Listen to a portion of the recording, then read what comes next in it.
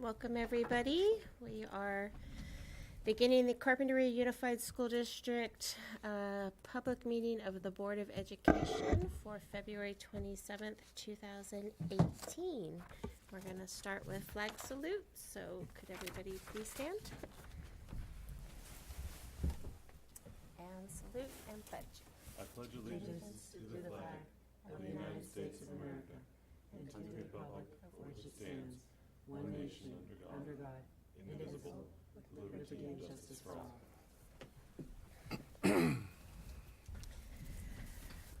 All right, we're going to start with reporting out from our closed session, which was one agenda item, conference with legal counsel, anticipated litigation. And we did take action, or we're going to take action, so can I get a motion? I move that we approve the Second Amendment to the settlement agreement dated December 13, 2017. I'll second that. Great, and roll call? Rogelio. Aye. Jacqueline. Aye. Michelle. Aye. And I'm aye. Great. All right, we're going to move on to our regular session items, and can I get an approval of the minutes? I move that we approve the minutes of regular meeting of February 13, 2018. Second. Okay, is this a roll call or just? What's the vote? Oh, all in favor? Aye. Aye. Opposed? Great. Item C is consent agenda. Can I get a motion? I move to approve the agenda and the consent agenda. Second. Is this all in favor? Oh, Is a roll call? Rogelio. Aye. Jacqueline. Aye. Michelle. Aye. And I'm aye. Thank you. I'll get it. All right. Took me 3 years. All to right. figure that out. It's my So second meeting, well, right? You're well ahead of me. Yeah. All right, great. All right, we're already at item D, which is recognition. So, Diana, you're up. Thank you, Michelle. So I'd like to begin with Carpinteria High School. On behalf of Principal Corneo, he'd like to recognize Catalina Navarro, who's the early academic outreach counselor from UCSB. She's been part of the staff for over a year, and during her time, she has supported numerous students filling out college applications, scholarship searches, and applications, and she's also worked with students on their financial aid applications. Her office is always busy with students asking questions, guidance, and overall college guidance. She supplements the academic counselors in being able to focus on just one aspect of the high school experience. And her commitment to the high school is evident in the number of students applying to four-year colleges this year and the number of students completing the UCAG course requirements. The EAOP and the academic counselors have been able to significantly improve the college admission process. And then at Rincon and Foothill, on behalf of Principal Gloger, he'd like to recognize Emmanuel Campuzano. He's our instructional assistant for his exceptional service to the programs. Rincon High School students and staff have benefited greatly since Emmanuel has joined the team. He provides academic support to individual students or small groups. He translates for parent meetings and also covers the front desk. His flexibility and the go-for-it attitude has been a huge help to both to teachers and staff. His positive energy, calming presence, and compassionate demeanor has really complemented the positive programming at Rincon High School. And then at CMS, Principal Briggs would like to thank Curtis Johnson for creating an amazing opportunity for our students by organizing and spearheading the annual trip to Washington, D.C., which we understand that everybody thought it was a huge success and had a blast. And Megan Kruk and Meredith Parton also volunteered to go along as chaperones, so we appreciate them. And then at Canalino and the Carpinteria Family School, Principal Pursoon would like to recognize the kindergarten team for their elegant and organized English language development system each day at 10:15. With the support of fabulous instructional assistants, the kindergarten team, they break students into various language levels according to their language assessments, and they deliver explicit designated instruction that's focused on English oral language production and targeted vocabulary development for the next 30 minutes. Students who have the greatest need in developing English are in the smallest groups with the certificated teachers to ensure that they are afforded the opportunity for ample oral language practice guided by the teachers. And then students who speak English only are provided with meaningful curriculum that also focuses on their own oral language practice as well as vocabulary and concept development. The system is highly organized and intricately coordinated, and it benefits all the kindergartners on the campus. So that's going to contribute to the literacy achievement by the time these students are in third grade. And then at Aliso, Dr. Fox would like to recognize Jennifer Clark for her ongoing contributions to Aliso. She works as the reading intervention teacher. She supports student learning for all students in grades K through 5, and she especially enjoys working with struggling readers. Her enthusiasm, knowledge, and concern for the progress of students shows in everything she does. Whenever the principal asks, can you help this student, or how can we meet the needs of these students, she's always ready for the challenge, and she finds ways to make it work for the students. And what is so exciting is how much progress each student is making in her class and their success in accessing the learning when they then go back into the regular classroom setting. And then lastly, at Summerlin, Dr. Fox would like to recognize Sarah Leo, and she's our kindergarten and first grade teacher at Summerlin, for her teamwork and collaboration. You realize at Summerlin we only have a few staff members, and they all depend on each other when they need help. And recently, during a time when they needed some extra support in supervising students due to a substitute scheduling mix-up, Sarah graciously stepped up to provide her classroom and time to help out her fellow colleagues. So we appreciate her teamwork. Thank you. Thank you, Diana, and thank you to all the staff recognized. Next is our student representative report. So Anna, tell us what's going on with Yeah, the hi. student eyes. So my student report for today is first thing, right now the boys soccer semifinal game is taking place at the Carpinteria Valley Memorial Stadium against Granite Hills. Second, this week, Bill Swing, our longtime athlete and school activities photographer, passed away. He was an integral part of our warrior community, and he will be missed by all students. A celebration of life will be taking place this Sunday, and more details are to be made public before Friday of this week. Third, the FAFSA is due March 2nd and is required for all 12th grade students, especially if they plan to take advantage of the SBCC promise. Fourth, spring sports have begun. Come and support our warrior teams. Please download our school app for update on sports schedules. Fifth, the incoming freshman parent information night will be rescheduled to Thursday, March 1st, due to possible strong rainstorms. March 8th. And then students have begun to register for AP exams that will be taking place in May. Students need to sign up at the business window. Lastly, the grad night tickets are now available to be purchased at the business window.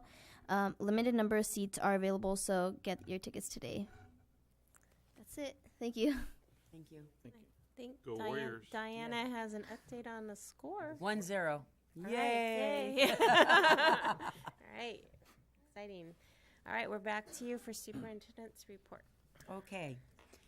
So tonight I'd like to begin with acknowledgement and appreciation for the leadership of Assistant Superintendent Maureen Fitzgerald for monitoring our current budget, really closely monitoring our budget. Thank you, Maureen. And developing budget options for 2018 and 19. She's put a lot of work into it, and it really shows every time that we meet together to discuss those options. So thank you, Maureen, and we appreciate that. I'd also like to acknowledge and appreciate Aaron LaPlante. He's our technology supervisor, and his team, John McClure. They are currently deploying all the new teacher tech tools across all classrooms, all schools in the district. So that takes a lot of work, and we really appreciate his organization. And then I want to remind everyone that kindergarten registration began February 20th, and that's for early TK, transitional kindergarten, and kindergarten at all the elementary school sites during the school hours. A major item that we have been thinking about and discussing is school safety. So in response to the horrific school shooting tragedy in Parkland, Florida this month, I distributed this following letter to colleagues and parents to assure them that our Carpinteria Unified School District's schools are safe, and I'd like to read the letter. So this was distributed on February 20th. Dear colleagues and parents, this past week has been filled with grief and mourning for the families who lost loved ones in the horrific school shooting in Parkland, Florida. As a school leader, I'm also angry and frustrated with the federal government's inaction with gun control laws and funding for mental health services in local communities. School safety is the primary concern and responsibility of all communities, and we need support and resources. I'm writing you today to assure you that our schools in Carpinteria are safe for the following reasons. Carpinteria is a small, close-knit, connected community with generations of families living here, attending our schools, and working in our schools. Everyone knows everyone. Secondly, Carpinteria is a caring community with members gathering together to assist those families who need additional support and resources. Everyone practices see something, say something, and school administrators respond with action to resolve those concerns. CUSD partners with the Deputy Sheriff to resolve any safety incidences. CUSD Board has established policies and practices that make any violence, harassment, bullying in school against the school rules with swift and sure consequences. CUSD employs 250 teachers and staff who are responsible for the physical and emotional safety of approximately 2,200 students across 6 campuses during the school day. And each adult has developed caring relationships with every student and their family. On a daily basis, in our classrooms and on our campuses, adults model and reinforce the values of respect, cooperation, belonging, and empathy. Each campus has administrators, school counselors, school psychologists, FSA and CADA therapists, and special education teachers who support students with mental health issues. CUSD partners with the Carpinteria Children's Project to provide family therapy services and parent education. Both the high school and middle school have administrators and security personnel to monitor campus security. The K-8 schools have a single entry access, and at all schools, parents and visitors must check in at the front office for a badge. All employees wear a CUSD badge, and no adults are allowed on campus without a badge.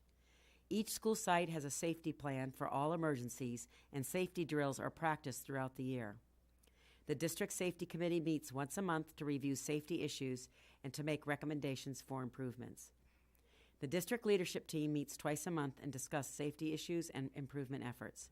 And Measure U building projects will increase the physical safety of the campuses with new fire alarm systems, improved gated campuses for K-8, security cameras in the secondary schools, and improved communication systems within the campus. Our schools are safe. However, efforts for improving school safety will continue, and we need and appreciate your support. Thank you. Sincerely, Diana Rigby. So thank you. The leadership team also has met to discuss the school safety plans, which you're going to review tonight and discuss, and our safety improvement efforts, and updating our active shooter protocols in collaboration with the Deputy Sheriff. In addition, we're meeting with the Director of Santa Barbara County Office of Emergency Management, Robert Lewin, this Thursday to discuss the procedures for the debris flow and flood. So in speaking about the debris flow or flood emergency, thinking about the new storm system this week, I wanted to remind everyone that the Santa Barbara County Office of Emergency Management has identified extreme or high-risk areas in Carpinteria and also developed a new plan for the 72-hour storm evacuation timeline. This is their evacuation timeline. And it is available for everybody at readysbc.org, and I recommend that everybody log on to that website. We know that Aliso, Rincon, and Carpinteria High Schools are in the high-risk areas, and when the mandatory evacuation order is issued 24 hours in advance, all schools will be closed, and parents and employees will receive the alert notice via text and email. So we have our emergency alert system, which will be utilized in that situation. The CHP has also announced that 2 hours before a storm hits, they will close Highway 101 between Highway 150 and Milpa Street, along with the off-ramps in both directions. So during school closures, the district will keep everyone informed through our emergency notification system. And student learning will continue at home through Google Classroom or teacher email. So we expect that that is a new addition to our emergency alert information. Any questions for Diana about her report? Just thanks for sending that letter out. I know a lot of people were concerned and, obviously scared. Yes. And not that the letter is going to alleviate everyone's concerns, but I think the more we can do to, continue to improve our safety program is fantastic. I'm glad we're reviewing that tonight. Mm-hmm. Thank you. So great segue into item D4, which is our school site comprehensive safety plans. And we're being asked to look at those and approve, and there are 6, because we have 6 campuses. So it looks like Barnaby's coming up to talk to us about it. Yes, I wanted to just publicly acknowledge all of Barnaby's leadership as our safety officer. He has done a great job in assisting all the principals at the school sites in developing these plans. In addition, he facilitates our district safety committee on a monthly basis. He's going to talk a little bit about the safety committee and give an overview of how he's worked with the schools with the safety plans. Please keep in mind that these are our safety plans at this point, but they are continue to be a work in progress. So we're continuing to meet to discuss improvements to the safety plan and our procedures, as well as continue with trainings of school site staff. Thank you. Thank you, Barnaby. Thank you. Thanks very much. Good evening, everyone. Board of Trustees, district leadership, audience, folks at home tuning in. It's great to be here and to be talking about something so important, but it's also it's a very heavy topic. It's the heaviest of topics, especially nowadays nationwide. So just want to assure you all, we are all doing all that we possibly can. And this is part of the puzzle. This is part of all the pieces that go in, because safety and well-being is there's so many facets to it, and there's also so many ways that we can respond and prepare and prevent. So these safety plans are part of it. I want to start with our board policy regarding safety and the comprehensive safety plans, board policy 0450, which states the governing board recognizes that students and staff have the right to a safe and secure campus where they are free from physical and psychological harm.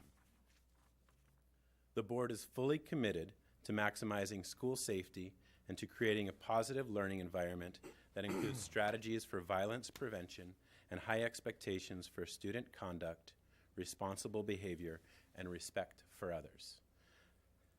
So thank you. Thank you for being fully committed to that and for modeling that for the staff, for the students, as we all are committed to it.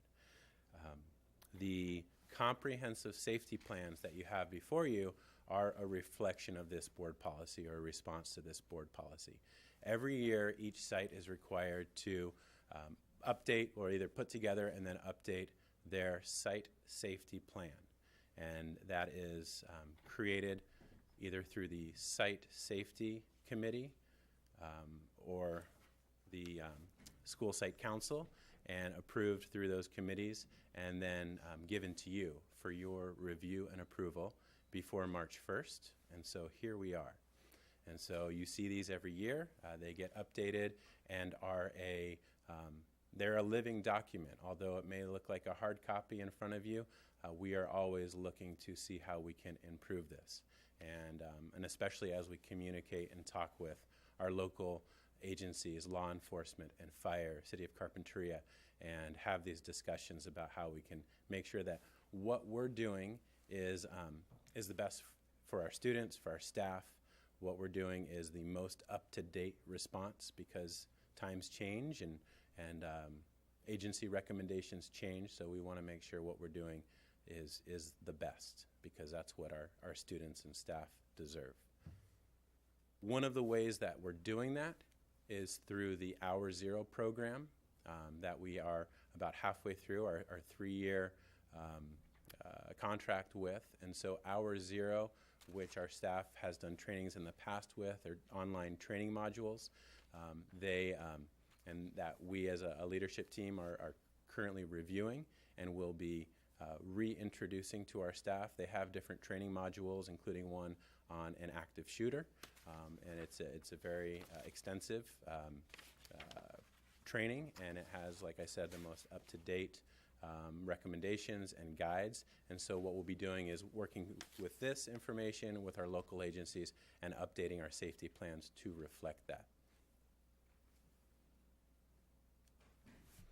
We, as Superintendent Rigby said, we have our CUSD Safety Committee, We meet once a month on the third Tuesday of each month. And the safety committee is comprised of staff throughout the district and partner agency representatives. And so we have a range of sites. So all of our sites are represented, and we want to make sure that everyone there is able to communicate concerns and ideas from their site regarding safety. And so each site has their safety committee, and the representative of that committee that comes to the district committee then can bring any concerns or questions to that CUSD safety committee, the district safety committee.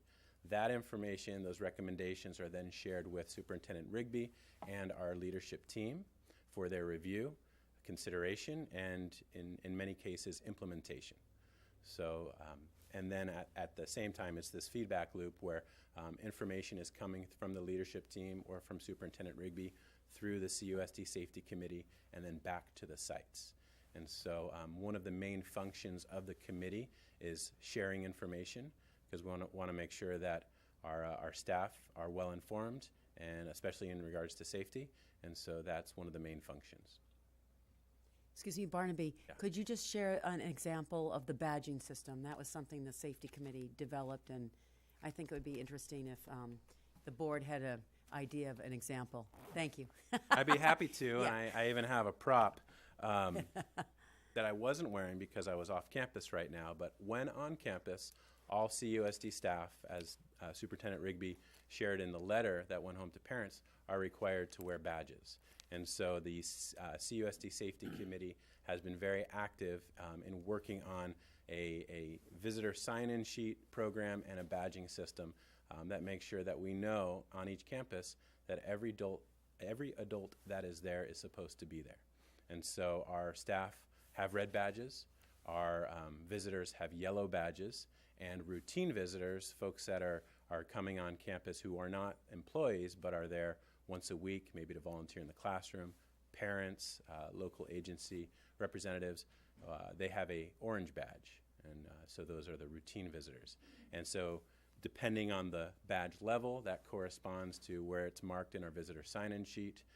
It corresponds to the vetting system and how backgrounds are checked and all that. And all of that is consistent now with our board policy. And so that, as I presented in the past, that's a new system that's been put in place because we noticed this site over here was doing badging and visitors this way and a different way at another site. And so we've tried to make it consistent all the way across and also make sure we're following our board policy and ultimately ensuring that our students and staff are as safe as we can make it. Thanks. So that's one example. I've got tons more, but yeah, no, the safety committee has been really active in trying to make sure, okay, what are we doing well so we can keep doing it, and what could we do better to make sure that safety is the priority. Thank you. I have a question. Yes. Oh, are you done? I'm done with this last slide to say thank you to you for your support in making safety the priority for our students and staff in this district. And now I'm done. I have a question. How are these documents used? It's very, very thorough. There's a section for every event. I even thought, well, what about mud flow? But there's something in there for weather. So how is it being used? Are the teachers and staff get this distributed? Do they talk as a team? Can you tell us a little bit about that?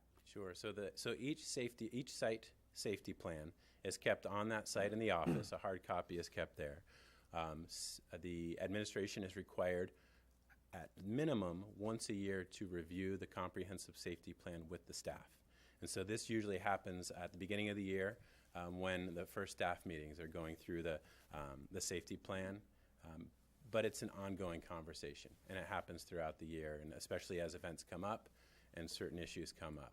But the safety plans, the comprehensive safety plans, they do include a section on what to do if, the emergency responses, but it also includes board policy and steps to take to be preventative, in response to bullying, in response to different situations that can lead to an unsafe situation. So, yeah. But yeah, the safety plans are available to anyone in each school site office, and every administrator is very familiar with it. Site safety committee members and staff are aware of the different aspects of the safety plan. Yes, I have a question. No, not a question, but probably a safety recommendation. I've noticed that you can park at some of the school sites for an hour. I'm talking about the parking structure, and no one questions you about what you're doing there. That's a fact. Mm-hmm. So what I would like to see is probably more action at the high school, at the middle school, because it's the times that we're going through right now where an hour, it's just a long time for someone to be there without no one approaching you and asking you what they're doing here. So help us out, Rogelio. Are you referring to the middle school parking lot and the high school parking lot? Correct. I mean, you can be there for an hour, and no one questions you what you're doing there. Mm-hmm. So at both school sites, we have 2 security personnel at both school sites, and they typically walk around the campus. But I don't think they do at the high school. They are visible in the parking lots because, of course, they have student parking lots. The middle school parking lot, because it's shared with the post office, it's right next door. Typically, there's not a lot of parking spaces available after school starts because all the teachers are there. So if anyone is aware that that's occurring, then it would be helpful to notify the school office, and we can check it out. Yeah, I'm aware. Great. So if you could call the school office during the day when it's happening, then we can check it out. We can send the security personnel out to say, can I help you? Are you here for the post office or for the school? Okay. Yeah, the parking lots are property of the school district. Correct.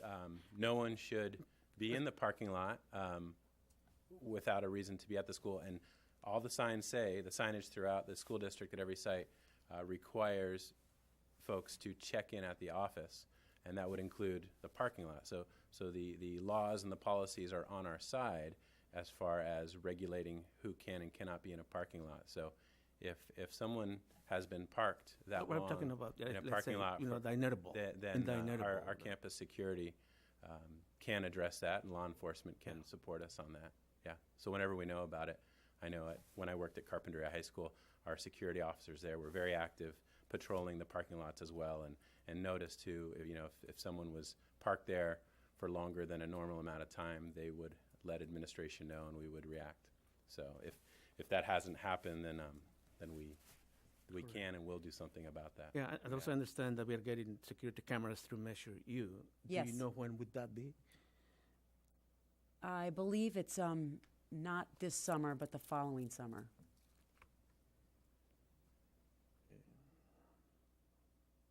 All right. Thank you. Yeah. Thanks for letting us know. Yes, thank you. We'll notify them. It's the middle school, right? The middle school parking lot you're referring to? High school. Oh, high school. Okay. Both. Both? Both. We'll notify the administration. Thank you for letting us know. Thank you.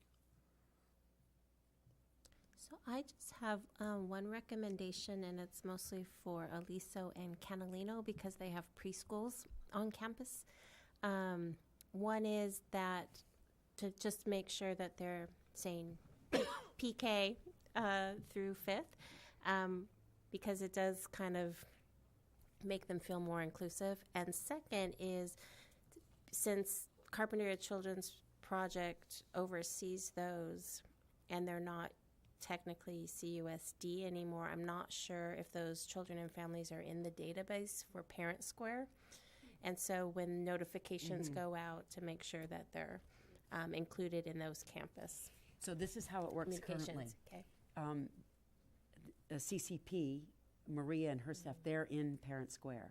So Maria is. So when I send out the notice to Maria, she immediately sends it out to her Got it. families. Perfect. So that's how it's Okay. working. Yes. And I just want to make sure I understood, Michelle, in the safety plan for Aliso and Catalino, it refers to K through 5, not PK through 5. Yeah. And so- that's what you wanted us to Yeah. change, which Yeah. makes perfect sense. Good Yeah, point. if I was in a grade, I'd like to be known Yeah. and valued in that way. So Yeah. thank you for Yeah. pointing that out. You're welcome. Appreciate it. I'm curious how Hour Zero is working out. That's a good question. It's Is it Hours? It's a great tool. It has a lot of resources, and Is that right? and we're hoping that we can reintroduce it in the near future and get a lot out of it. So it's just a matter of implementation you and think making there's sure. value there? Yeah, there's value in Hour Zero, definitely. Yeah, I mean, I know that was You're our using initial it. impression. And the template, I think, is useful for you, right? That you're using. The website. The and web- the- yeah, yeah, website. Yes. yeah. It's good.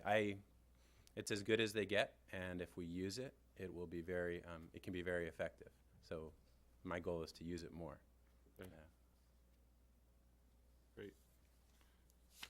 Right, if there are no further questions, we're being asked to approve these plans as presented. And can we do all 6 at once, or do we need to do those individually?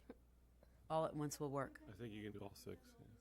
Yes. Great, can I get a motion? I move to approve all the site safety plans as presented. Second. Any further discussion? Okay, all in favor? Aye. Aye. Good job, Thank thank you, you, Barnaby. Thank you, Barnaby. Great job. Have a good evening. Thank you. We're at D5, and I think I just saw Craig walk by. D5 is a resolution number 18-819 to initiate a change of the district's election system to by trustee area elections for the 2022 governing board election. And I believe we have a presentation from Craig Price, who's coming. Great. He just wants everyone's attention on him. He wants a grand entrance. And here he is. Perfect timing, Ready for you, Craig. I don't always do it this way. but Yeah. Interrupt to say it's 2-0. Oh, that's good. Woohoo. Yeah. So which way goes? So if you want to go forward, Okay, if you want to go back, that's good. Right? excellent. It's only like an hour in. Just turn off my phone. Hi, Craig. Are you going to introduce it, Diana, or do you want me to just jump in? I think we're ready for you, Craig. Okay, without further ado, good evening, board members, superintendent, staff. Glad I could be here. I know you have all had a chance to review the agenda materials, so I don't want to bore you by going back over everything, but at the same time, Diana and I thought it would be helpful for anybody that may be watching for me to go through the PowerPoint, which I'm about to do. As I go through, however, please feel free to jump in and ask any questions that you may have. As you can see from the agenda materials, tonight is a public presentation only, which is intended to allow you, as well as members of the public, to digest the information that you have received and that you will be receiving, to hear any public comments. Obviously, we don't have a big audience tonight, but certainly folks would have an opportunity to attend and ask questions and so on when the board next takes this matter up. So it's an informational item. So obviously what we're here to talk about is the California Voting Rights Act. And the question that's presented fundamentally is whether the district should follow along with many, many other agencies, school districts, cities, counties, as well as other public agencies, in switching from the way that they have traditionally selected their elected boards. So we'll get into that. So as you know, there are two different types of election systems that are in place most everywhere in the country, and in particular in California. Here we have what's called the at-large system, meaning that all of the residents of the district have the opportunity to vote for all of the board members.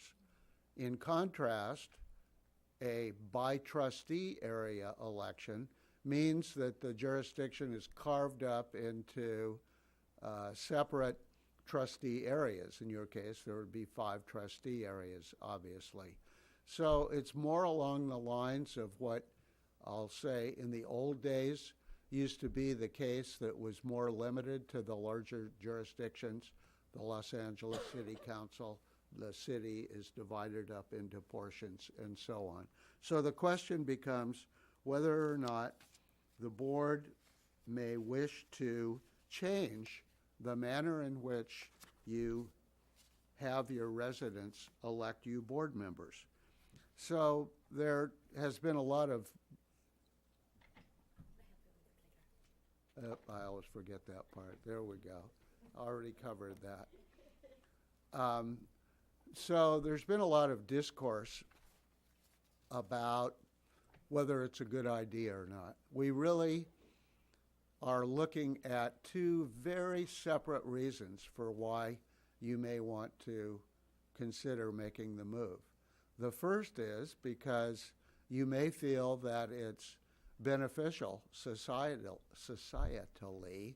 in order to do that, meaning that it provides better recognition for minority groups within the community and better reachability, let's say, for a board member that's elected from a particular trustee area. The other issue, which most jurisdictions have faced, aside from the question of whether it makes fundamentally good sense to make the change, is to avoid the potential exposure to litigation and attorney fees that result from claims that have been filed in nearly every jurisdiction which has made the change. So first, turning to what I'll call the societal reasons, there are arguments that are shown there in terms of why a lot of folks feel that by-trustee area voting is beneficial, is preferable, and why it makes it easier for members of protected classes to elect candidates of their choice. And you see on that latter point, the reason why it may be easier to elect minority candidates is because when you get to drawing the trustee areas, you will be assisted by a demographer who will be looking at the ethnic breakdown within the communities. And the lines that will be proposed for you to consider will be broken down accordingly, in a way, in other words, that's intended to maximize the opportunity to elect minority candidates. And as I indicated previously, most by-trustee area election mechanisms were utilized in larger jurisdiction. But that changed with the California Voting Rights Act because it became quite easy for claimants to assert that their rights were, or the rights of minorities, were being violated. So we've seen that the tradition of only doing it in large jurisdictions has been widely departed from, and we are seeing smaller and smaller jurisdictions statewide that are making this change. That is, those jurisdictions where there is a significant minority population. Those are the groups that are targeted.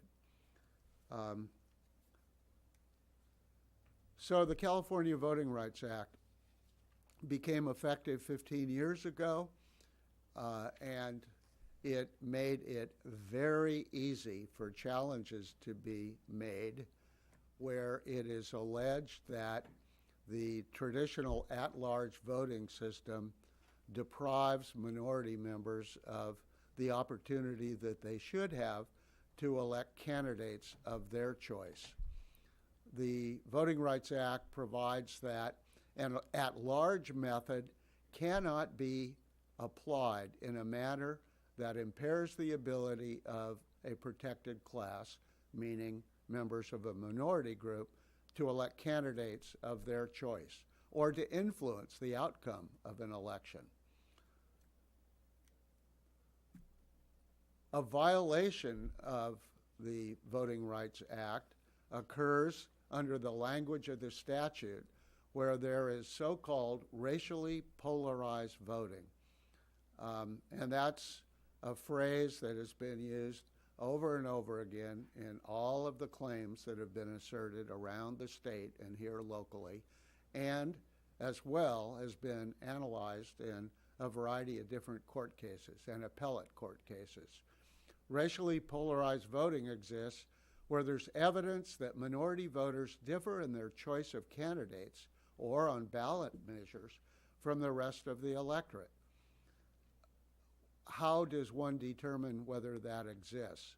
Proof of whether racially polarized voting is established where there are disparities in the voting patterns between minority and non-minority voters that are shown by looking at the results of elections where at least one candidate is a member of a protected class, elections involving ballot measures, or other electoral choices. So, for example, one might think that all that was necessary would be to look at the history of your particular jurisdiction. How well have we done over the years in minorities being able to elect candidates who they voted for? And certainly that's a relevant consideration, but the analysis doesn't stop there. So, for example, when demographers come in and do a voter study, they may look at something entirely different. So, for example, in this year's gubernatorial race, we have Gavin Newsom as one candidate, and we have Antonio Villaraigosa as another. A demographer would examine the results of that election with regard to how the voters in this school district voted. And to the extent that there was a disparity in the selection between the two candidates, as among minority members of the community, the Hispanic community, and the non-minority community, that would be evidence of racially polarized voting. Same thing would hold true in terms of tax measures, bond measures, that kind of thing. So one can see that separate and apart from the history of a particular school district, the analysis requires or usually involves different types of analyses.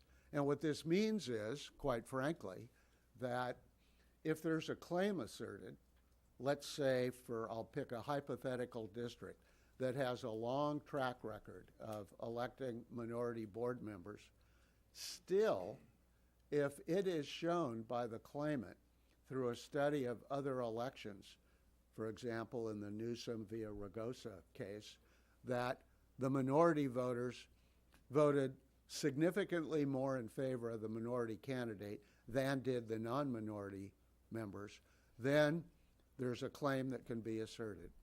And if that claim is asserted and the jurisdiction chooses to fight it, there are no standards that have been developed by the courts that establish what the degree of the disparity is.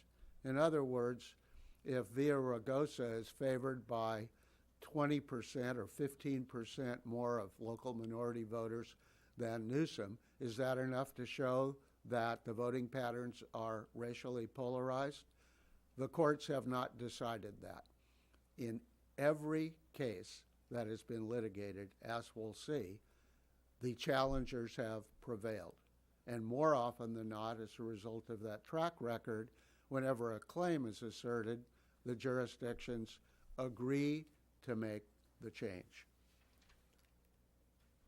So we've been talking about how the law favors by trustee area elections. There is no test.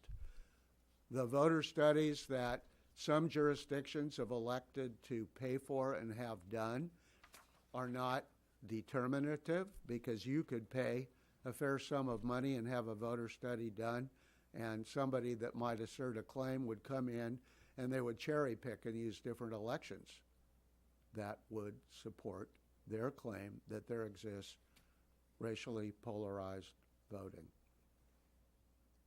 And the last bullet point there is that where there is racially polarized voting, there's no requirement of showing intent. In fact, intent is irrelevant to the consideration.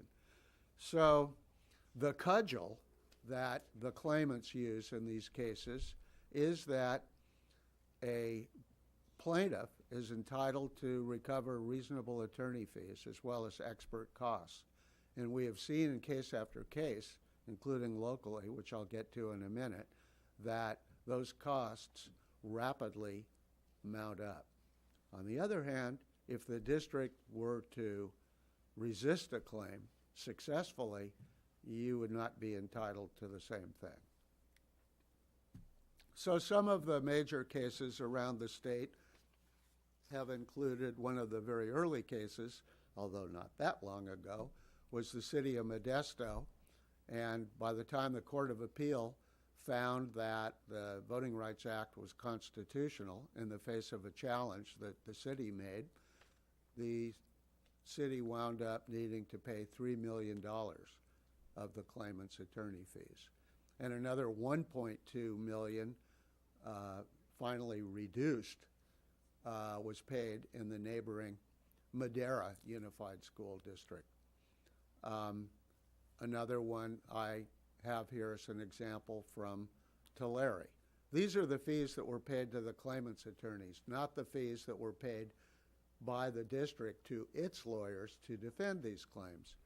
And a notable case from 5 years ago involved the city of Palmdale. And they decided, because of what they felt was a good record of electing minority candidates, that they wished to defend the claim that was asserted against them.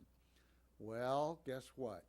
By the time the case was tried, the court determined that the at-large method that was used violated the CVRA. And while the city appealed, they eventually, I would say, came to their senses, and they settled for over and only $4.5 million plus interest, in addition to having been tagged by their own counsel for another $1.5 million. So we can see that it's a dangerous endeavor to resist these cases. And locally, most all of the cities in the county have made the switch, at least the larger cities that have minority populations. Last year we saw Carpinteria, Lompoc, Goleta, and Santa Maria all began to make the switch. And each of those entities received a claim. Santa Barbara switched 3 years ago, and they paid $600,000 in attorney fees. Now, because there was recognition that there was a lot of abuse that was going on in terms of the volume of claims and the attorney fees that were being collected by the claimants, a bill went into effect last year that provided a safe harbor so that if a jurisdiction got a notice of claim, if it acted promptly and took certain very specific steps, and by promptly I mean right away, then the attorney fees and costs that would need to be paid to the claimant's attorney would be limited to $30,000. That's what happened in Carpinteria, Lompoc, Cayuga, and Santa Maria.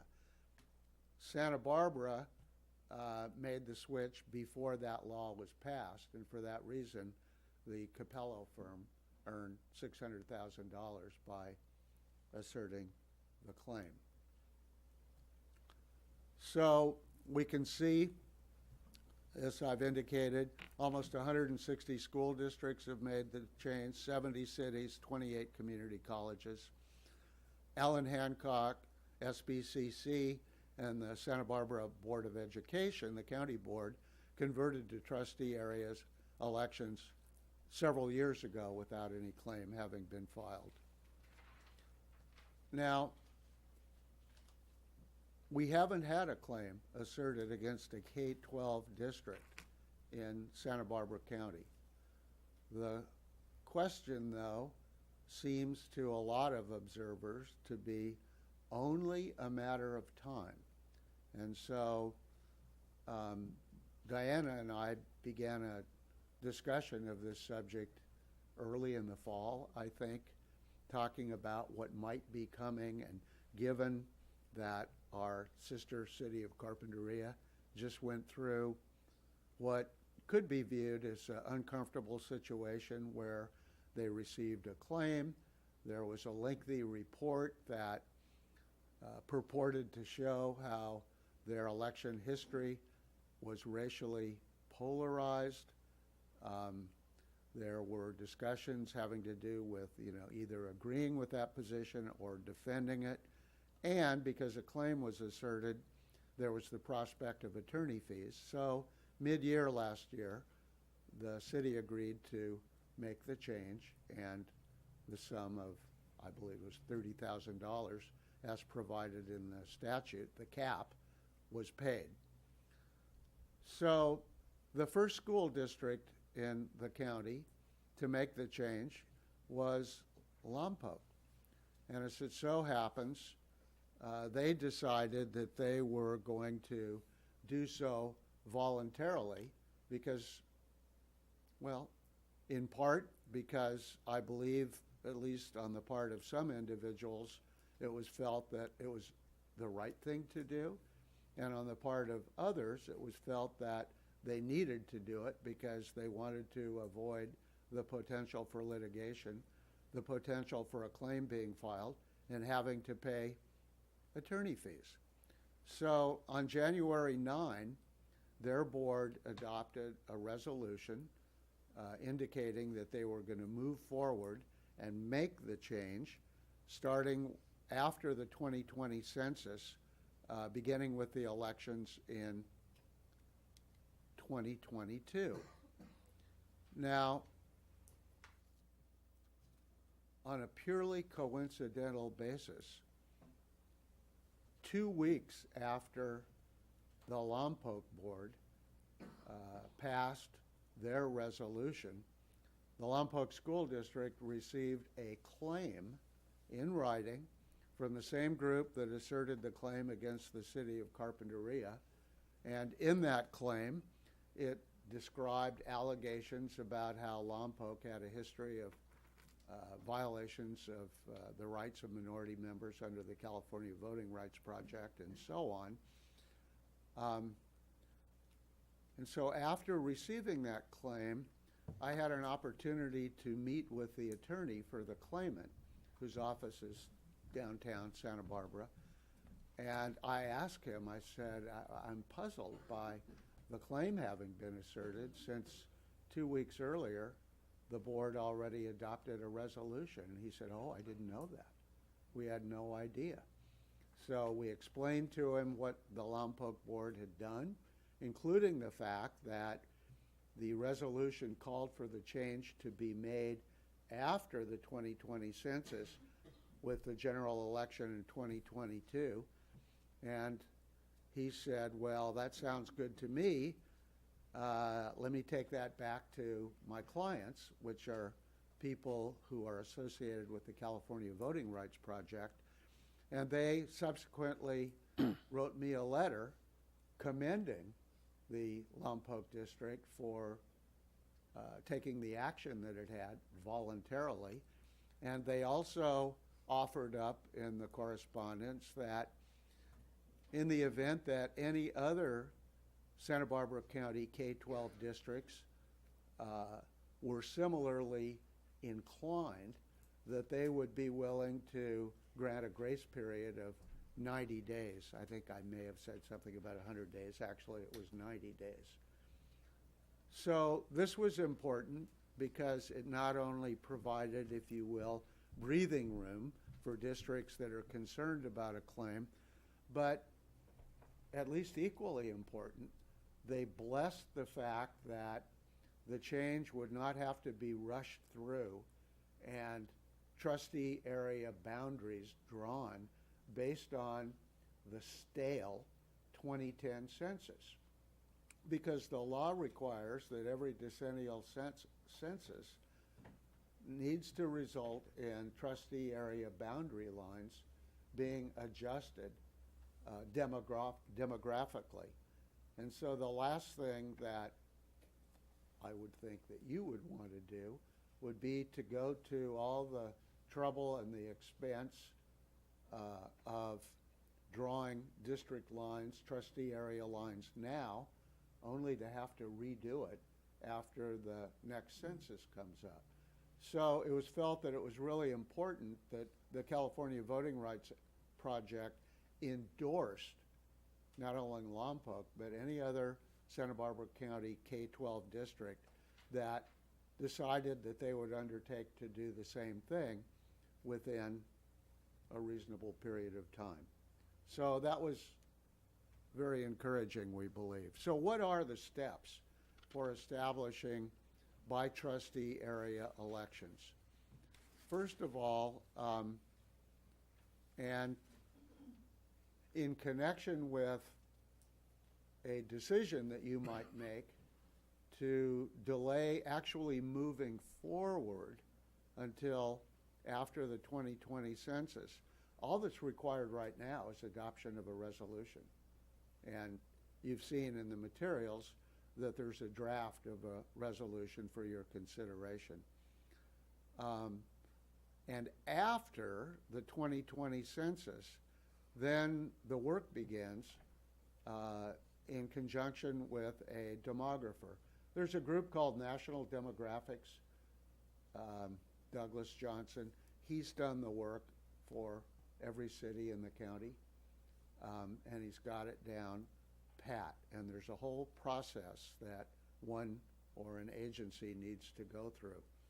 Now, it's different for school districts than it is for cities, because in the case of a city, they're required, under this safe harbor I described, to adopt a resolution, and then they pass an ordinance. And the adoption of their ordinance calls for there to be a number of public hearings with respect to proposed trustee areas and so on. But in the case of a school district, we don't pass ordinances. So the actual approval for moving to by-trustee area elections is actually conferred first by the Santa Barbara County Committee on School District Organization. So it starts out with a resolution that indicates the board's intent to make the change and indicates that you will be asking the county committee, which is the short name for all that, to review and approve your move to by-trustee area elections. That would not occur until after the district boundaries had tentatively been drawn, probably in 2021. And then following that, the traditional requirement is that there needs to be an election of all the residents here in the district. However, in recent years, particularly with the flood of different school districts making the change, the State Board of Education has routinely been granting waivers of the election requirement, which obviously saves a lot of things, including having to bear the expense of going to an election. So the resolution would normally call for both subsequent review and approval by the county committee and seeking a waiver from the State Board of Education. So the trustee area plans that are developed after the census take into account these different factors that are up on this slide. And then the legislation calls for public presentation and commenting on what it is that's being proposed. Now, the demographer, National Demographics, ordinarily, and it's for an additional amount of money, but most of the local jurisdictions are doing it this way, in addition to doing the demographic studies by presenting alternative maps, actually will load up on a website what these maps tentatively look like in a way that's interactive so that residents of the district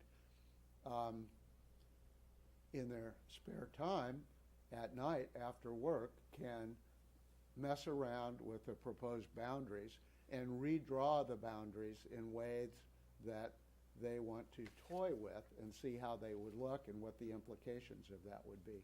So it can be a very interactive process that goes forward. And at the end of that, then the board would have a couple of public hearings to review what would be its final recommendation for what the plan would look like before finally voting on it.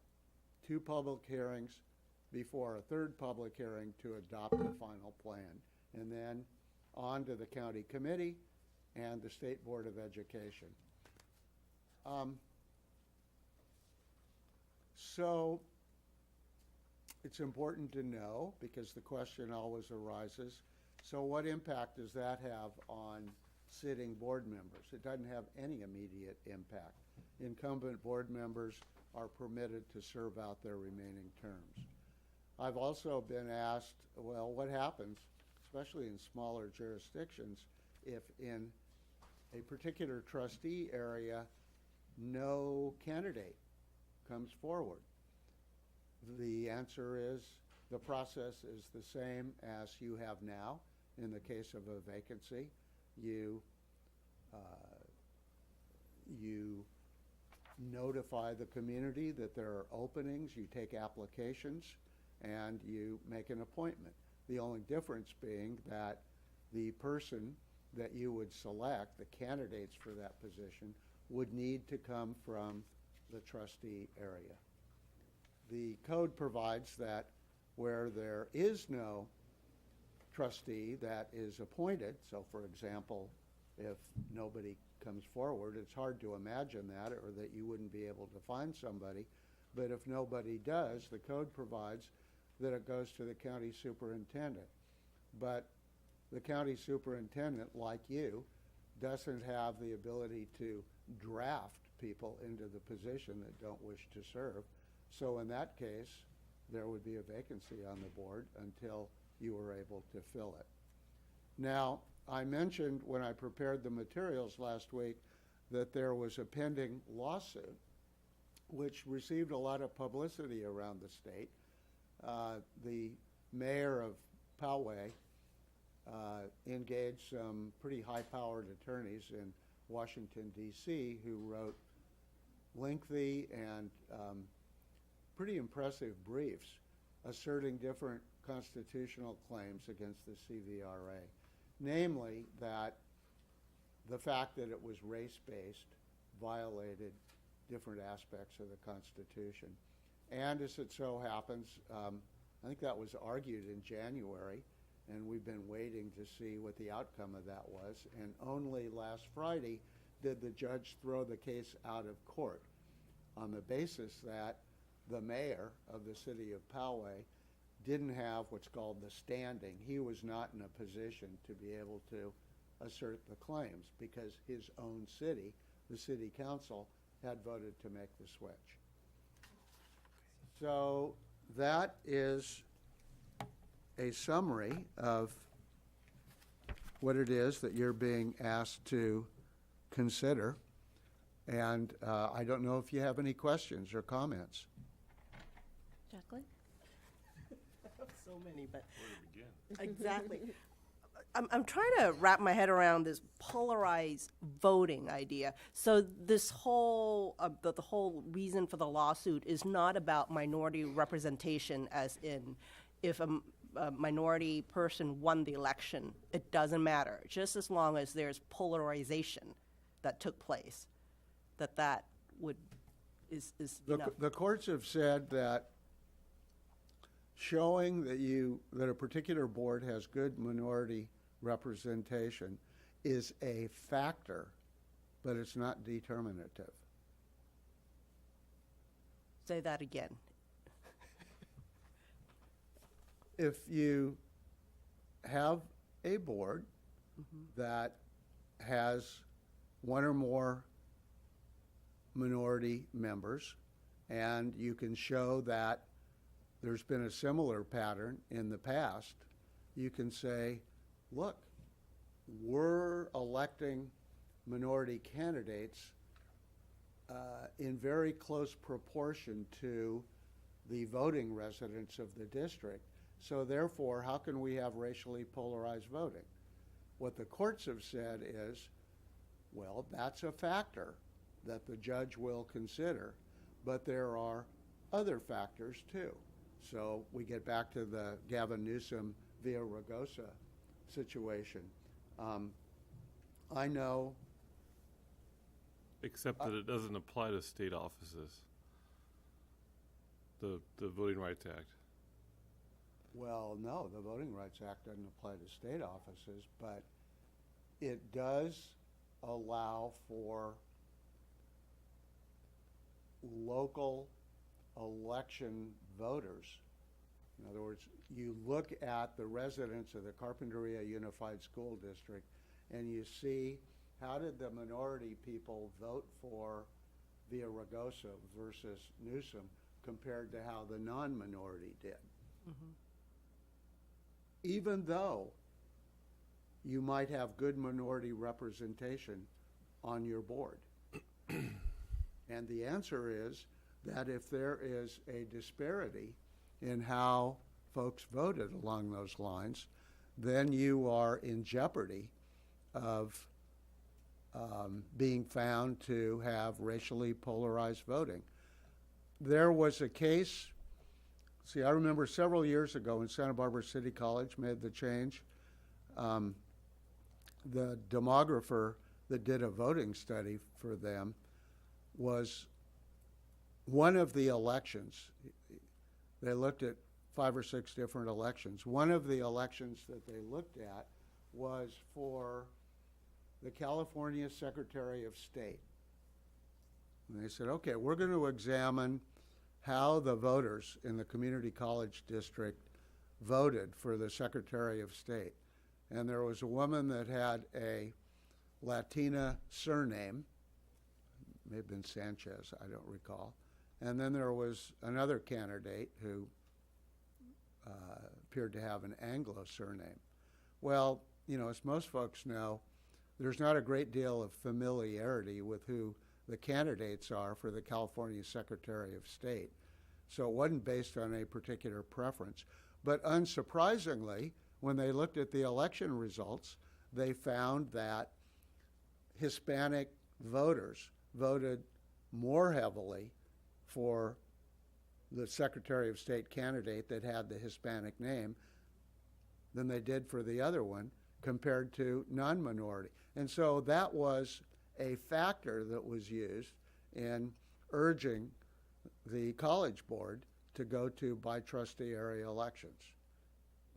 They used Prop 187, which was, gosh, was that 20 years ago? I don't remember. It was a long time ago. 86. So how did Hispanic voters in the jurisdiction relate to the punitive measures against Hispanics compared to how non-Hispanic voters in that jurisdiction reacted?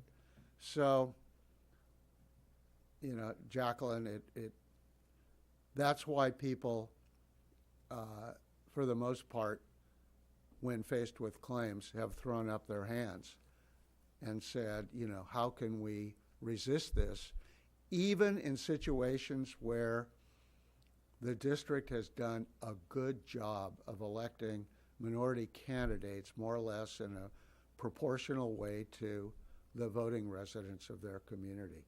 It's been frustrating. So my follow-up question is for those areas and districts that have made a change, has there been studies to show if that has affected minority representation in terms of running for office or being elected? Has switching over has an impact at all?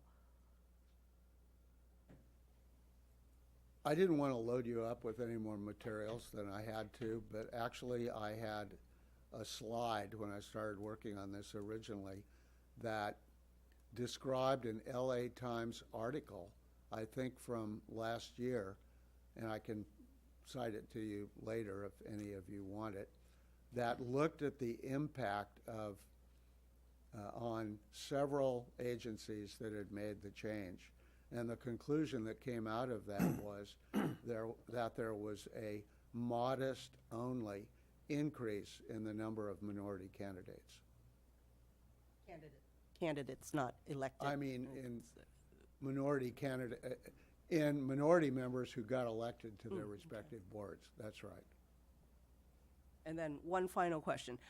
When you mentioned settlements that were made when lawsuits were brought against various districts and cities, who benefited from these settlements?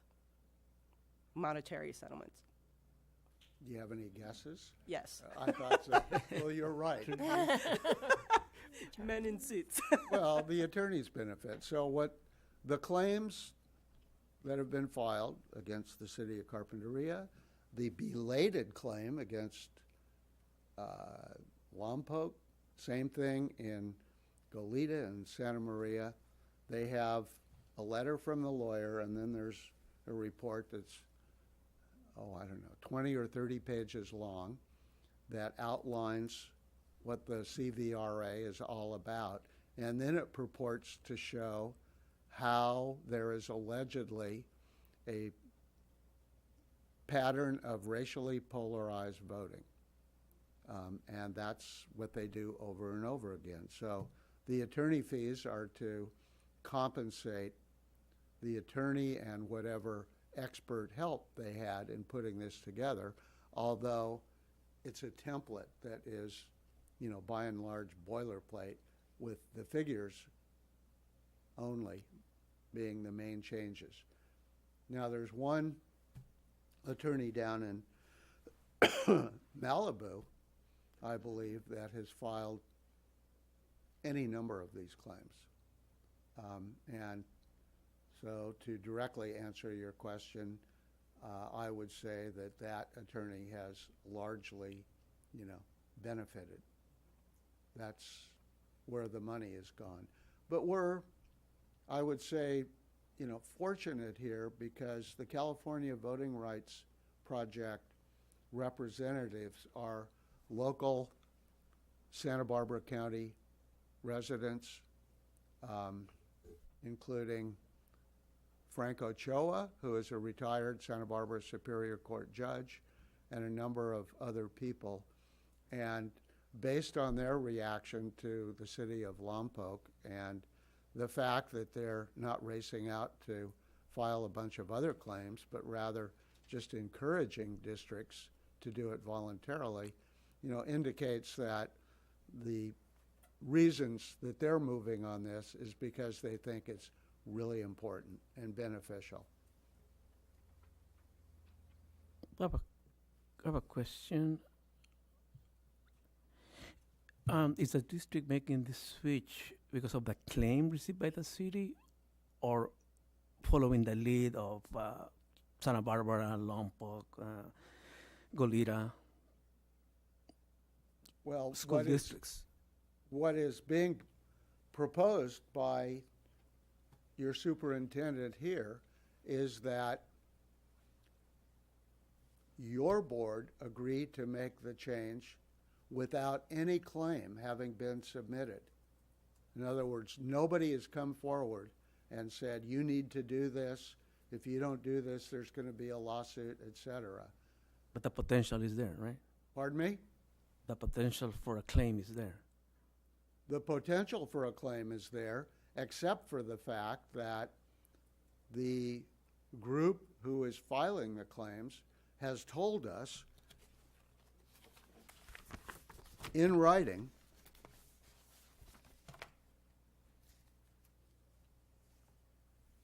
information that may be helpful to you regarding encouraging other school districts to adopt similar elections is enclosed.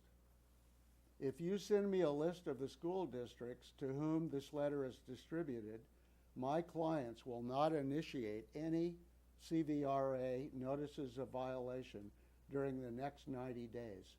This will give other school districts the opportunity to adopt a resolution of intent similar to the recent resolution in Lompoc.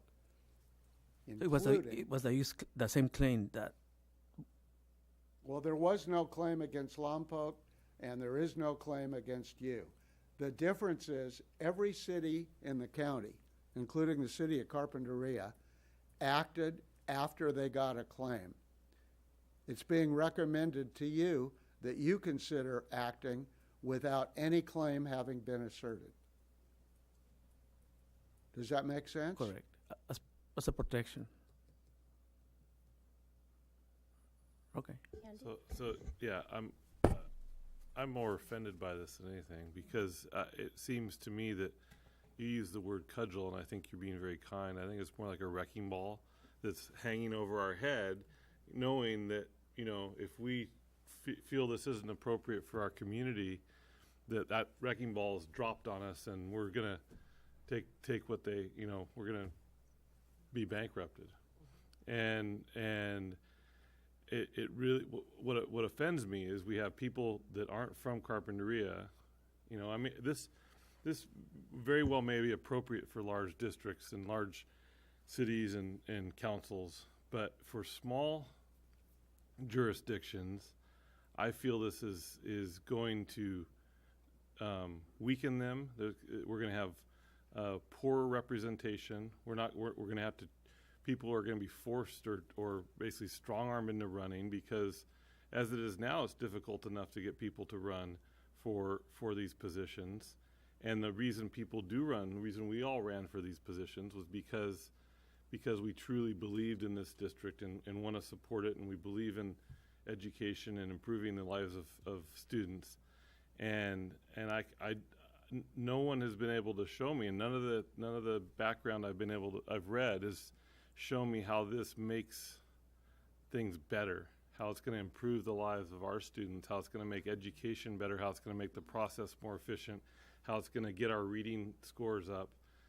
All it is a mechanism to extort money from districts. And you know, granted the state has adopted the, you know, cap at $30,000, but that's still a pretty good chunk of dough when all you have to do is write a letter to a district, you know, and city of Carpinteria. That $30,000 is only applicable if you give in. If you give in, exactly. Yeah, otherwise, the sky's the limit. But even so, you write a letter, you get $30,000 if that jurisdiction. It's a racket in my mind, you know, in my opinion, and you know. The discussion really is almost moot at this point because we all know we're going to do this, but I feel that we should caveat it just like you did in your last slide there, that if there is a change in the law and there are modifications that should be taken into consideration in the event that something does happen. For your information, I don't mean to interrupt you, but along the lines of what you're talking about, the city of Santa Monica recently, it was just in December, I think, were faced with a claim, and you know, it's a very liberal place, and they felt like they had good minority representation, and they made a run at the California Supreme Court, and they made the same arguments that you've just articulated, that it is an extortion device for attorneys and on and on and on. And they asked the California Supreme Court to intervene.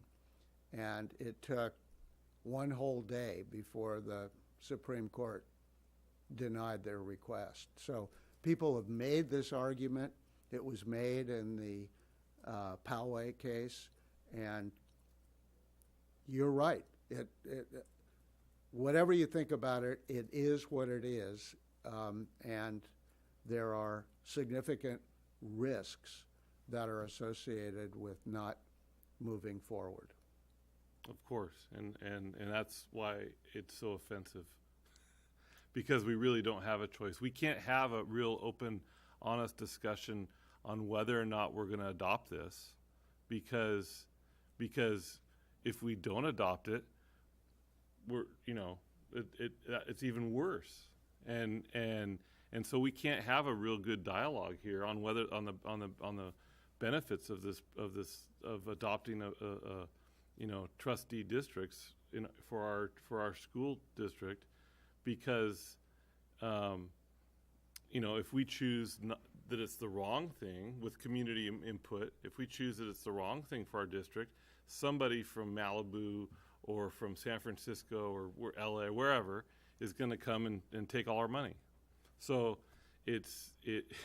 on those grounds, it seems like it's challengeable, but I'm not an attorney. But it certainly is taking away local control, which is really what the state is supposed to be. That's the new code word in California education is local control accountability. But yet we're not really going to have that anymore when we have the system being forced down our throats. Yeah, assuming that we have it now, despite local control Well, we don't accountability. really. We don't, because we don't really have control over our budgets. With an education code that But this is consists just of one more 100,000 thing. sections. This is just one more thing that really the discussion doesn't matter, because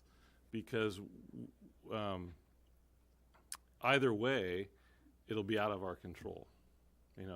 Either we adopt it and our district gets changed, not necessarily for the better, in the way we elect our trustees, or we don't adopt it and like I said, we go bankrupt.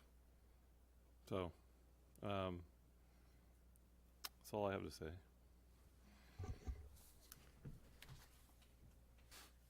Okay,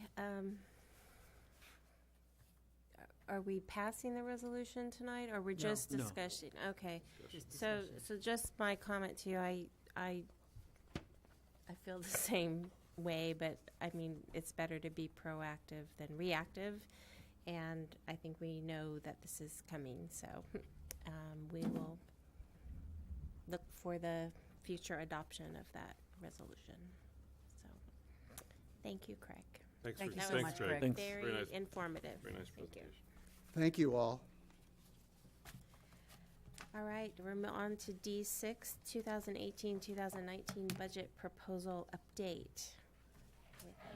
Maureen's gonna give us. Okay. So last Wednesday, we held a budget study session, and at that budget study session, we did present a budget proposal again that had some changes from the previous session. And as a result of that meeting, there were a few things shared, both by myself about property taxes, as well as some recommendations from other board members, and we wanted to bring that back to you tonight in a public meeting to kind of go over those. This is a very large packet, and I'm not going to go over all 6 pages, so Thank don't you. worry. But I do want to cover our mission and our goals, our district goals. And again, our mission is that CUSD, in partnership with the community and parents, believe that all students can learn and are capable of being successful in our diverse society. We are committed to providing a quality education program in a caring, positive environment which promotes self-esteem and mutual respect. This will provide our students with the necessary skills to be responsible citizens, to lead happy, productive lives, and to meet the exciting challenges of the 21st century. And our core values are academic achievement, respectful community, and continuous improvement. And these things, as well as our district goals, are the foundation of all the decisions that leadership has made to build what you have in front of you and what's been presented.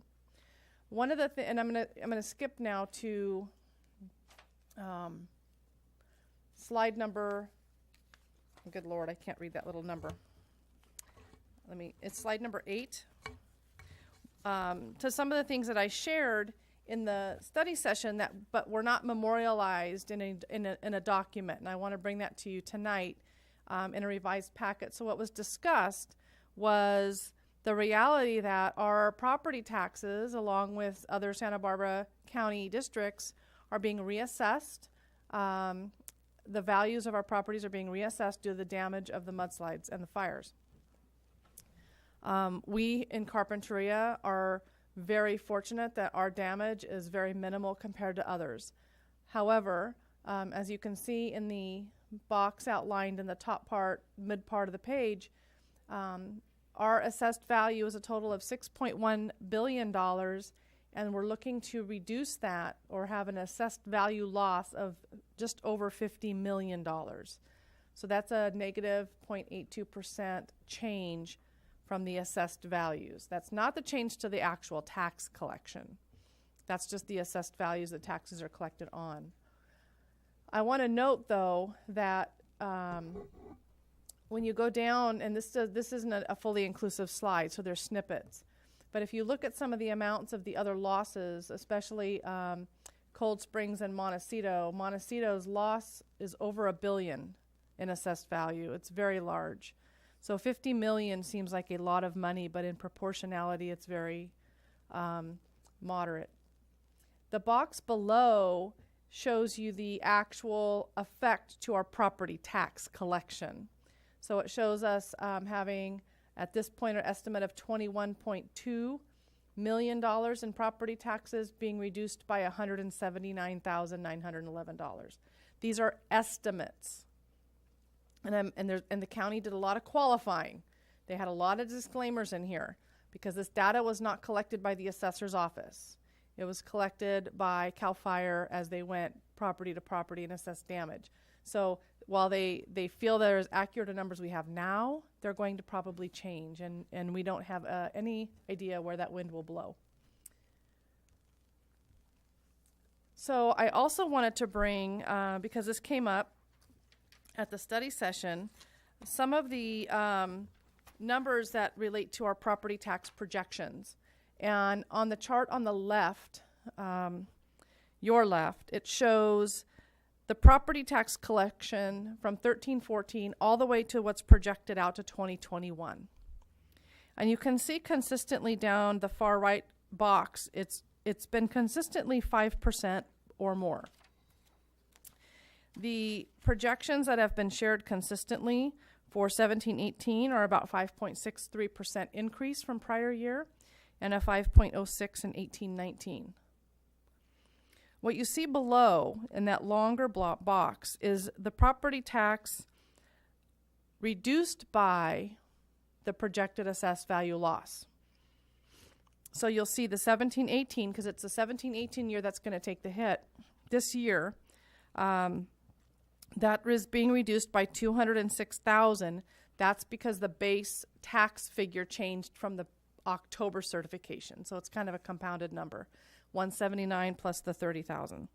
And then the 18-19 year, the increase stays 5.06 because we're not looking at any loss of growth. So the 5% is now benched on a lower 17-18 base. So it doesn't mean that 5.06 is going to go down, but the total, if you took the total net change, then you would see a lesser number. And then on the right side of this slide, it shows you the 17-18 revenue based on the reduced assessed value on the left, the change of $1,073,000, which is slightly less than the $1,080,000 something, but it's still a 5.06 change with 22.2 million.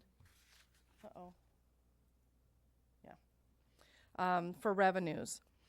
So we wanted to bring that to you to kind of show you the history and make sure that that is clear. Now, on slide 10, it goes through the budget that was prepared, and it actually applies the property tax reductions to our original projection at the study session last week. So you see our 17-18 was originally 20.4 million. We reduced it 179.9. Our revenues are now 20.2 million. And then you can see in the box in the middle how that affected the 1.83 million to a 1.73 million. So you're really only reducing that 9,000 reduction is on the 179,000 reduction. So it's, it works itself out because we're not looking at a growth change. The rest of the information is really the same until you get to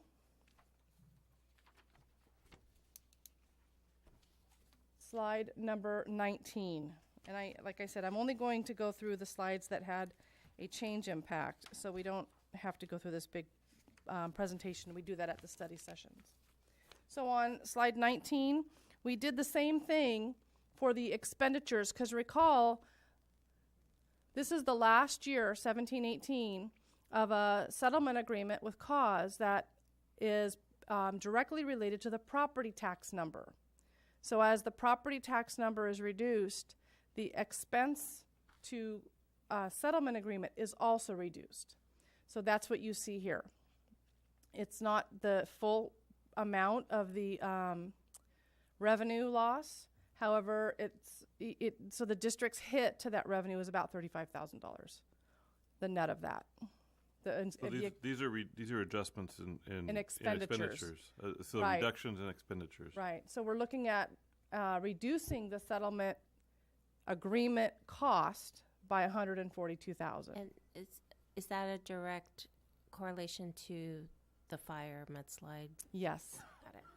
Right. This is all based on the projected assessed value lost due to the disasters. Okay. We're kind of labeling it the So disasters. we didn't meet that benchmark for the second half of the year. Mm-hmm. Got it. Yeah, and the calculation is on taxes collected for the whole year. So this will change, Yep. both revenue and expense.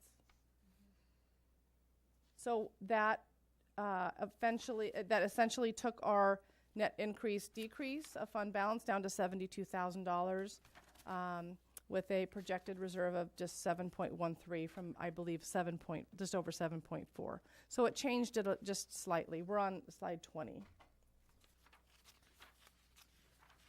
So those are the changes to the proposal that we had last week.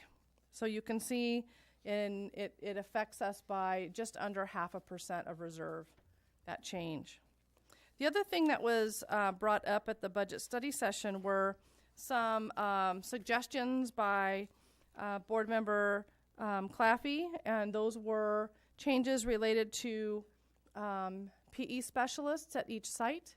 So we built a model that reflected a PE specialist, 3 additional PE specialists that cover the elementary schools, Aliso, Catalino, Carpinteria Family School, and Summerland.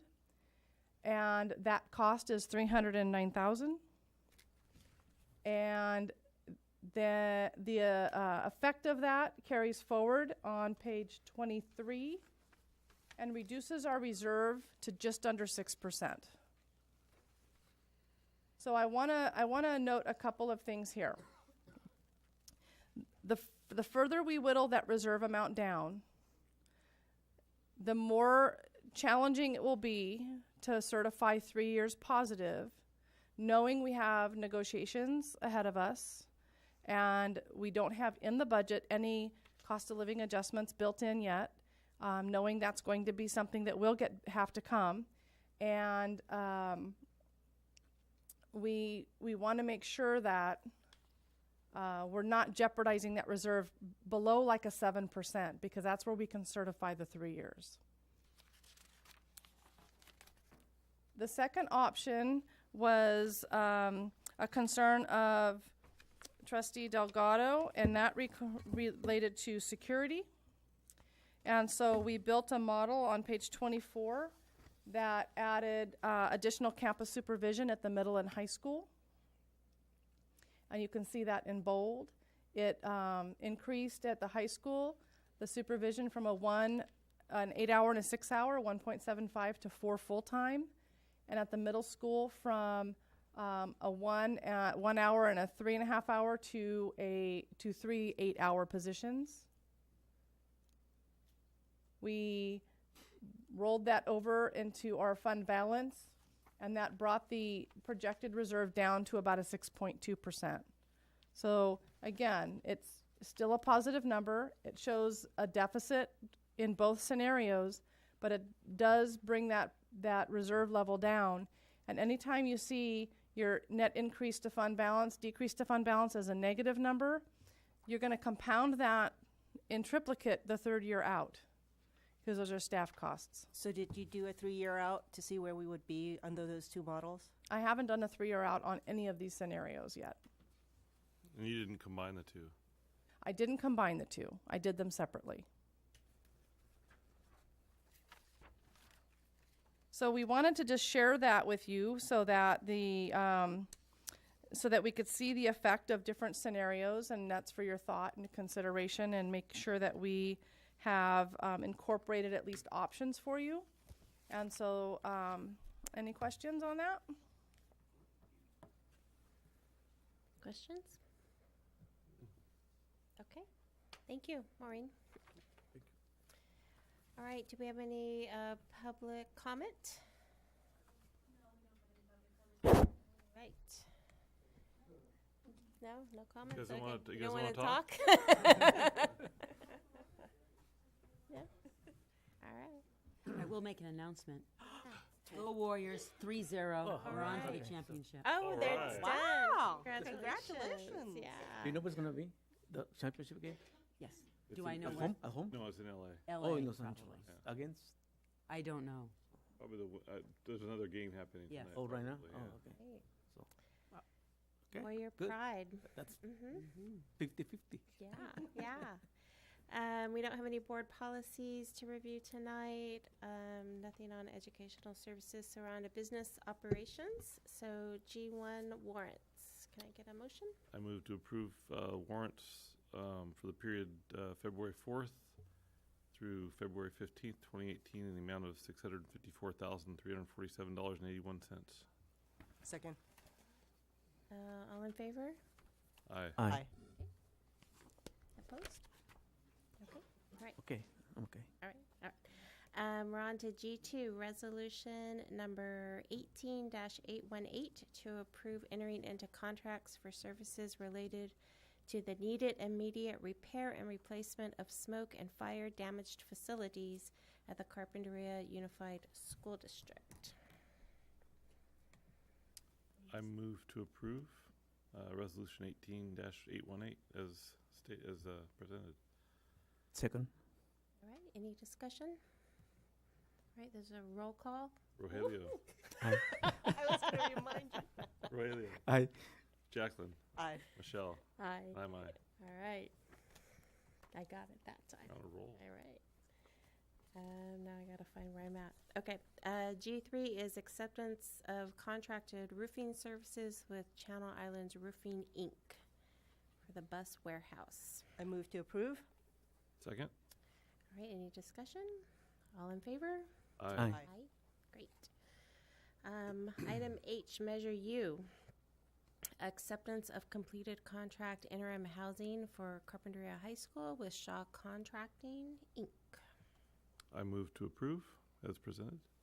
Second. Any discussion? All in favor? Aye. H2, acceptance of completed contract interim housing for Carpinteria Middle School with Shaw Contracting, Inc. Move to approve as presented. Second. Okay, discussion? All in favor? Aye. H3, contract with Simpson Land Surveying Company for Canalino. I move to approve the contract with Simpson Land Surveying as presented. Second. Any discussion? All in favor? Aye. Aye. Great. Item I, personnel. Initial proposal from the Carpinteria Association of United School Employees, known as CAUS, to the Carpinteria Unified School District for certificated. We're asked to review attached initial proposal. Is there any presentation on this? Nope. Okay. Are we asked to accept it or just review it? Just to review it. All right. Review it. Do you have any discussion around it? Oh, okay. No? No discussion? No? Okay, all right. Item I2, initial proposal from Carpinteria Association of United School Employees, CAUS, to CUSD for classified. Any discussion of that proposal? Okay. Guess we're at board communications. Rogelio? Yes, one minute again. Just like I said, I think it was last week during our budget study session. To me, school safety, security, it's one of them, actually my main goal, because of what's happening across the country. There is a shooting every 3 days across everywhere. So I think that we need to secure our schools and 100% and make improvements, and that's the only way that we can succeed. And that's why I strongly agree with improvements. Thank you. I don't have anything. Two things. One, I would just like to reiterate the appreciation for Mr. Curtis Johnson, Meredith Parton, Megan Crook, and I think there was one more gentleman. I don't remember his name, but I think it was Chris, for putting together and taking all those 8th graders to Washington D.C. It was it's gotten so popular now that parents can't even go because Mr. Johnson wants to keep it to one bus, and used to be there was a lot of space, and now there's so many students are interested in it, and they all came back just really invigorated. So thank you to them.